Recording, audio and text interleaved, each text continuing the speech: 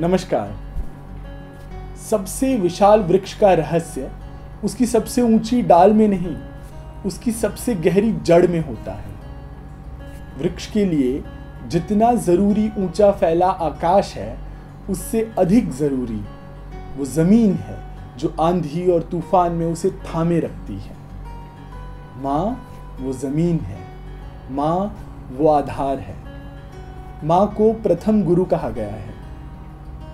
माँ शब्द, स्पर्श, संवेदना, संस्कार इन सब की नींव रखती है। माँ के दिल की धड़कन से हम ताल, माँ की लोरी से हम सुर सीखते हैं। हमारी जरा सी चोट पर परेशान हो जाने वाली माँ कभी कभी हमें घंटों कोने में खड़ा रख करके, कभी कभी डांट कर, कभी पीट कर हमें अनुशासन सिखाती है। बाहर जाने पर एक पल के लिए हमारी उंगली नहीं छोड़ती, पर जरूरत पड़ने पर अपने हाथ से तिलक लगा करके देश और समाज की रक्षा के लिए सीमा पर भेज देती है। कहते हैं पूत कपूत बड़े देखे, पर मात कुमात कभों भय नहीं। धृतराष्ट्र पुत्र मोह में अंधा हो गया था, पर माता गांधारी ने आखिरी सांस तक दुर्योधन को धर्म के मार्ग पर चलने की सलाह दी।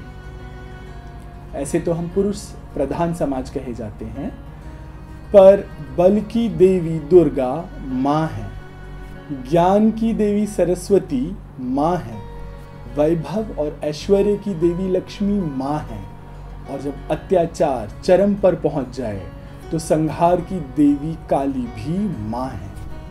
हमारे शास्त्रों में अनेक प्रकार के ऋण बताए गए हैं, राष्ट्र ऋण, पितृ ऋण, देव ऋण, मातृ ऋण, और उनको उतारने के अलग अलग उपाय भी बताए गए हैं। राष्ट्र की सेवा करके राष्ट्र ऋण, पूजा अर्चना करके देव ऋण, नाम यश कीर्ति अर्जित करके पितृ ऋण उतारे जा सकते हैं।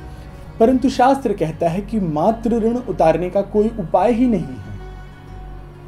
माँ की कोख में बिताए 9 महीनों का ऋण कैसे उतारा जा सकता है?